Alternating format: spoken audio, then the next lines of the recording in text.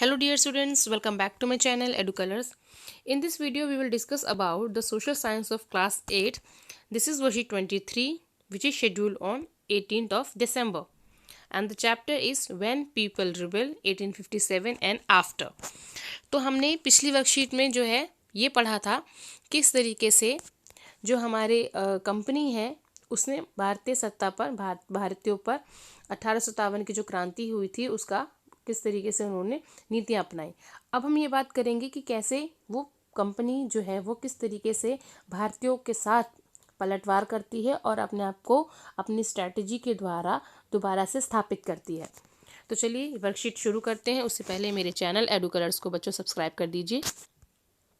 चलिए अब हम कंटेंट पढ़ते हैं और समझते हैं कि इस पैराग्राफ में क्या है। Unnerved by the scale of the upheaval, the company decided to repress the revolt with all its might. It brought reinforcement from England, passed new laws so that the rebels could be convicted with ease, and then moved into the storm centers of the revolt. देखिए क्या हुआ कि जब company ने यहाँ पर देखा कि उसको जब यहाँ पर एक तरह से क्रांति शुरू हो गई, रिवॉल्ट शुरू हो गई, तो उसने सोचा कि अब किसी तरीके से इस क्रांति को दबाया जाए। तो उसने क्या किया, इंग्लैंड से नए सैनिक मंगवाए, ठीक है, मतलब ज़्यादा सैनिक मंगवाए जिससे कि क्रांति को वो और अच्छे से दबा सकें। इसके अलावा उन्होंने अच्छे हथियार मंगवाए, इंग्लैंड से मंगवाए। ऐसे कानून बनाए जिससे कि जो भी विद्रोही पकड़ा जाए उसे जल्दी से जल्दी सज़ा हो सके, ठीक है। और 1857 या 1859 के बाद हम देखते हैं कि 1857 के एंड तक, सितंबर 1857 तक जो दिल्ली है वो दोबारा से अंग्रेज़ों के कब्ज़े में आ गया। और अंग्रेज़ों के कब्ज़े में आने के बाद जो वहाँ का मुग़ल एम्परर था, दिल्ली का जो मुग़ल एम्परर था बहादुर शाह ज़फ़र, ठीक है, बहादुर शाह ज़फ़र, उसको पकड़कर कहाँ भेज दिया गया, उसको पकड़कर रंगून भेज दिया गया। रंगून कहाँ पर है, म्यांमार में है, वहाँ पर रंगून भेज दिया गया। और रंगून में फिर वहाँ पर 1862 में फाइनली उनकी डेथ हो जाती है। उनकी वाइफ के साथ उनको वहाँ भेज दिया जाता है, उनके बेटों को उनकी आंखों के सामने मार दिया जाता है। तो इस तरीके से बहादुर शाह ज़फ़र के साथ किया गया। अब हम देखते हैं कि अंग्रेज़ों के पास जो है लखनऊ भी 1858 तक आ जाता है, ठीक है। 1858 तक अंग्रेज़ों ने लखनऊ को भी जीत लिया। और हम देखते हैं कि रानी लक्ष्मीबाई जो है वो डिफीटेड हो जाती हैं, यानी कि उनको भी अंग्रेज़ जो है हरा देते हैं। और ठीक वैसे ही होता है रानी अवंतीबाई जो कि मध्य प्रदेश में जिनका शासन था, ठीक है। इस तरीके से हम देखते हैं कि तांतिया टोपे जो थे वो उनको पकड़ नहीं पाए, तो वो क्या करने लगे, वो मध्य प्रदेश के सेंट्रल इंडिया के जो जंगल थे वहाँ जाकर उन्होंने गोरिल्ला युद्ध जो होता है, गोरिल्ला वॉर जो है उसको कर रहे थे, छापामार युद्ध कर रहे थे। लेकिन हम देखते हैं कि 1859 के आसपास 1859 के आसपास तांतिया टोपे को भी पकड़ लिया जाता है और उनको फिर उसके बाद फांसी दे दी जाती है। 1859 में ही उनको उन पर मुकदमा चलाया जाता है और उनको फांसी दे दी जाती है। इस तरीके से हम देखते हैं कि कंपनी ने भारत में जो भी फाइट हुई थी 1857 की, इसमें उसने दोबारा से पलटवार किया, फाइट बैक किया और अपने जो भी उसकी नीतियाँ थी, जो भी स्ट्रैटेजी थी उसके बलबूते उसने यहाँ पर दिल्ली को 1857 में दोबारा से कैप्चर कर लिया। उसके बाद उसने लखनऊ और बाकी प्लेसेस को भी जीतना शुरू कर दिया। अच्छा, अब उसने 1857 की जो रिवॉल्ट हुई उसके बाद अंग्रेज़ों ने यहाँ पर कुछ चेंजेस किए। क्यों चेंजेस किए? क्योंकि वो नहीं चाहते थे कि इस तरह से जो रिबेल हुआ वो दोबारा हो, इसलिए उन्होंने यहाँ पर कुछ चेंजेस किए। अब हम उन चेंजेस के बारे में पढ़ेंगे। तो जो हाईलाइटेड है जो पैराग्राफ में पॉइंट्स में वो बताती हूँ आपको। Transfer the powers of the East India Company to British crown, यानी कि पहले इंडिया को कौन देखता था, ईस्ट इंडिया कंपनी देखती थी, ठीक है। अब ईस्ट इंडिया कंपनी को ख़त्म करके यानी कि जो उसकी पावर थी ईस्ट इंडिया कंपनी की, उसकी पावर को अब किसके अंडर कर दिया गया, क्राउन के अंडर। यानी कि जो रानी है इंग्लैंड की वो देखेंगी यहाँ का सारा पूरा जो भी इंडिया का कामकाज है, यानी कि वो खुद नहीं देखेंगे, लेकिन ईस्ट इंडिया कंपनी अब उनके अंडर आ गई है। तो अब ईस्ट इंडिया कंपनी के पास उतनी पावर नहीं रही जितनी कि वो पहले पावरफुल थी, क्योंकि अब देख रेख जो है वो क्राउन यानी कि रानी के अंतर्गत हो रही है। उसके बाद हम देखते हैं कि यहाँ पर the governor general of India was given the title of viceroy, यानी कि इंडिया में गवर्नर जनरल जो थे उसको पहले हम देखते हैं कि इंडिया में 1857 से पहले गवर्नर जनरल इंडिया को संभालते थे। लेकिन गवर्नर जनरल की जो पोस्ट थी उसको 1857 के बाद बदल दिया गया और वहाँ नई पोस्ट आई इंडिया में, वो थी वायसराय। ठीक है, वायसराय। वायसराय कौन होता था? एक तरीके से जो रानी है, क्वीन है, उस क्वीन का एक रिप्रेजेंटेटिव था। ठीक है, एक जिसको हम कहते हैं प्रतिनिधि। वायसराय रानी का एक प्रतिनिधि था जो कि इंडिया की देखरेख करेगा। उसके बाद हम देखते हैं कि जितनी भी रूलिंग चीफ कंट्री, यानी कि इंडिया में जितनी भी रूलिंग चीफ थे, रजवाड़े थे, राजा थे, नवाब थे, उनसे बोला गया कि आपकी टेरिटरी को अब हम नहीं कब्जे में लेंगे, ना ही हम आपके जो किंगडम है जो भी है उसको छेड़छाड़ करेंगे। आपका अगर कोई बेटा है, गोद लिया हुआ बेटा है, या आपका कुछ भी एरिया है, उसको हम नहीं छेड़ेंगे। आपका जो किंगडम है वो आप ही की है। तो इतना बड़ा डिसीजन जो है वो 1857 की रिवोल्ट के बाद लिया अंग्रेज़ों ने। इससे पहले क्या था, अंग्रेज़ों की जो भी स्ट्रैटेजीज थी बहुत ही ज़्यादा शोषणकारी थी, दमनकारी थी। लेकिन जब से 1857 की क्रांति हुई तो उनके एक तरीके से उन्होंने भारतीयों में ढील देना शुरू कर दिया और उनको एक बुरा जो बर्ताव करते थे उसमें भी कमी आ गई। अगला पॉइंट है, proportion of Indian soldiers in the army would be reduced and the number of European soldiers would be increased। यानी कि जो यहाँ की सेना थी उसमें भारतीयों की संख्या को घटाया गया और यूरोपीय की संख्या को बढ़ाया गया, क्योंकि यूरोपीय जो हैं वो इंग्लैंड के निवासी हैं और जो भारतीय हैं वो दोबारा से इस तरह का विद्रोह रिवोल्ट ना कर दें, इसलिए सेना में जो इंडियंस थे उनकी जो नंबर था उनको कम किया गया। The land and property of Muslim was confiscated on a large scale.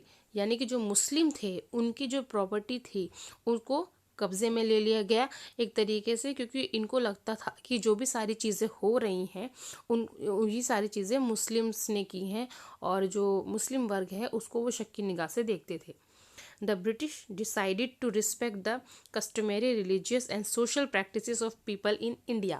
और अब ईस्ट इंडिया कंपनी ने क्या कदम उठाया कि जो भी सोशल प्रैक्टिस थे, जैसे कि सती प्रथा है या जो विडो री मैरिज है, और या फिर अगर यहाँ के जो क्रिश्चियनिटी वो फैला रहे थे, तो इन सारी चीज़ों को उन्होंने करना बंद कर दिया, क्योंकि वो यहाँ पर जो भी सोशल या पॉलिटिकल जो रिलीजियस मैटर्स थे उसमें उन्होंने इंटरफियर करना बंद कर दिया। Policies were made to protect landlords, zamindar and give them security of rights over their lands. Thus, a new phase of history began after 1857। और यहाँ पर जो भी लैंडलॉर्ड्स थे, ज़मींदार थे, उनको उन्होंने भरोसा दिलाया, यानी कि उनसे कहा कि यहाँ के जो लोग हैं, जो आम जनता है, उसका जो भरोसा है वो जीतना है। तो उन्होंने लैंडलॉर्ड्स और ज़मींदार को एक तरीके से मनाया ताकि वो यहाँ की जनता को मना सके कि जो अंग्रेज़ हैं वो यहाँ के लोगों के बारे में सोचते हैं। अब हम चलते हैं क्वेश्चन आंसर की तरफ। तो हमारे जो क्वेश्चन आंसर है बच्चों, यहाँ 5 क्वेश्चन है। तो पहला प्रश्न है हमारा, what did the British to do repress the revolt of 1857। यानी 1857 की रिवोल्ट को दबाने के लिए अंग्रेज़ों ने क्या किया? The company decided to repress the revolt with all its might. It brought reinforcements from England, passed new laws so that the rebels could be convicted with ease, and then moved into the storm centers of the revolt. Delhi was recaptured from the rebel forces in September 1857। यानी कि उन्होंने क्या किया, अंग्रेज़ों ने यहाँ के लोगों को, यहाँ की क्रांति को दबाने के लिए उन्होंने इंग्लैंड से नए सैनिक और हथियार मंगवाए, ऐसे नए कानून बनाए जिससे कि जो भी रेबेलियंस हैं उनको जल्दी से जल्दी सज़ा हो सके। और उसके बाद यहाँ पर धीरे धीरे करके 1857 सितंबर 1857 तक उन्होंने दिल्ली को कैप्चर कर लिया। ठीक है, next question is, why did the revolt of 1857 failed even though the success in the early month? Think and right. यानी कि 1857 की जो रिवॉल्ट थी, जो ये अंग्रेज़ थे पहले हार रहे थे, लेकिन सडनली उनको क्या हुआ ऐसे कुछ महीनों में कि वो ये रिवॉल्ट जीत गए। The revolt of 1857 suffered from a weak leadership. यानी कि जो भारतीय थे उनको इस पास एक लीडरशिप की कमी थी, जिसकी वजह से वो पूरे रिवॉल्ट को ठीक तरीके से नहीं चला पाए। It was not plan and organise. ना ही कोई प्लान था, ना ही कोई ऑर्गेनाइज था, कुछ भी नहीं था, ये रिवॉल्ट ऑर्गेनाइज नहीं था। क्योंकि जो रिवॉल्ट पहले बाद में सब जगह एक ही डेट पे एक तरीके से होने वाली थी, लेकिन वो पहले ही हो गई और एक मिसमैनेज तरीके से हुआ, कुछ भी प्लान नहीं था। There was a clear lack of unity among the rebels, and there was no common purpose among them during the revolt of 1857. यानी कि जो भारतीय थे, सेना या जो आम जनता थी, उनके अंदर एक यूनिटी की कमी थी, जिसकी वजह से वो यहाँ की जो 1857 की रिवॉल्ट थी उसमें वो सक्सीड नहीं हो पाए। Also, the rulers of Kashmir, Gwalior and Hyderabad helped the British against the revolt. और ये भी हुआ कि जो कश्मीर और ग्वालियर और हैदराबाद के जो शासक थे, उन्होंने ब्रिटिशर्स को हेल्प की थी, जिससे कि वो एक तरीके से जो यहाँ के विद्रोही हैं, जो रेबेलियंस हैं, वो ये क्रांति हार गए। थर्ड क्वेश्चन है, what happen with the freedom fighters of 1857। 1857 के जो फ्रीडम फाइटर थे उनके साथ क्या किया गया? जो हमारे लास्ट मुगल एम्परर थे बहादुर शाह जफ़र, उनको पकड़कर कहाँ भेज दिया गया? रंगून भेज दिया गया, जहाँ पर 1862 में उनकी डेथ हो जाती है। ओके, रानी लक्ष्मीबाई जो हैं उनको भी पकड़ लिया गया और उनको भी डिफीट किया गया। लखनऊ को भी ले लिया गया 1858 में। इसके बाद हम देखते हैं रानी अवंतीबाई जो थी, उनको भी रानी लक्ष्मीबाई की तरह उनको भी पकड़ लिया गया। फोर्थ पॉइंट है, तांतिया टोपे जो हैं उनको पकड़ नहीं पाए क्योंकि वो जंगलों में भाग गए और वहाँ से वो एक गुरिल्ला वॉर जो था वो शुरू कर दिया उन्होंने। लेकिन 1859 में उनको भी पकड़ लिया गया और इस तरीके से तांतिया टोपे को 1859 में डेथ पेनल्टी मिलती है। अगला क्वेश्चन है, विच changes were brought by British in their rule after the revolt of 1857। 1857 की रिवॉल्ट के बाद ब्रिटिशर्स ने क्या क्या चेंजेस किए? पहले क्या किया उन्होंने, एक नया कानून पास करके 1858 में क्या किया उन्होंने, जो भी पावर थी यहाँ की वो ईस्ट इंडिया कंपनी से ट्रांसफ़र करके क्राउन को दे दी। यानी कि अब ईस्ट इंडिया कंपनी क्राउन के अंडर काम करेगा, अपनी उसकी खुद की कोई पावर नहीं है। ये यहाँ पर गवर्नर जनरल थे, उसकी जगह अब वायसराय ने ले ली, क्योंकि वायसराय एक तरीके से रानी का रिप्रेजेंटेटिव था जो कि यहाँ पर काम करेगा। ठीक है, अब गवर्नर जनरल कोई भी नहीं है। चलिए अगला अगला जो पॉइंट है वो है, proportion of Indian soldier in the army would be reduced and the number of European soldier would be increased. यानी कि जो इंडियन आर्मी थी तो उसमें भारतीयों की संख्या ज़्यादा हुआ करती थी, लेकिन 1857 की रिवोल्ट के बाद क्योंकि सेना ने काफ़ी विद्रोह कर दिया था, तो ये जो इंडियन सोल्जर्स थे उनकी संख्या को घटाया गया और जो यूरोपियन सोल्जर थे उनकी संख्या को बढ़ाया गया। Okay, next point is, the British decided to respect the customary religious and social practices of the people in India. अब जो ब्रिटिश थे उन्होंने ये सोचा कि हम रिलीजियस यानी कि जो भी सोशल रिलीजियस प्रैक्टिसेस होती हैं इंडिया में उसमें इंटरफेयर नहीं करेंगे और हम जो है किसी भी मुद्दे में नहीं पड़ेंगे, एक तरीके से अलग थलग रहेंगे इनसे। Next question is, what were the causes of this changes in British rule. और ब्रिटिश रूल ने जो भी चेंजेस किए क्यों किए? The British had regained control of the country by the end half of 1859, but they could not carry on ruling the land with the same policies anymore. Also, Britishers got worried about the revolt of 1857. They can't bear this kind of rebel again. उन्होंने क्या किया, उन्होंने क्यों changes किए? उन्होंने ये देख लिया था कि इंडिया में अगर आपको रहना है तो यहाँ पर आप उनके साथ बहुत ज़्यादा शोषण करके नहीं रह सकते। अगर आप उनको बहुत ज़्यादा एक्सप्लॉइट करोगे तो वो इस तरह से रेबेलियन जो है वो दोबारा भी कर सकते हैं। तो इसीलिए उन्होंने इस तरह की रेबेलियन ना हो, इस वजह से उन्होंने इस तरह के चेंजेस किए जिससे कि यहाँ के जो इंडियंस हैं उनका थोड़ा सा एक तरीके से सम्मान पाया जा सके, उनका भरोसा जीता जा सके। तो इस तरीके से बच्चों हमारी ये वर्कशीट जो है यहाँ पर कंप्लीट सो बच्चों हमारे यहाँ पर वर्कशीट कंप्लीट होती है। If you like my video please share this video with your friends and subscribe my Educolors channel. Video देखने के लिए थैंक यू सो मच।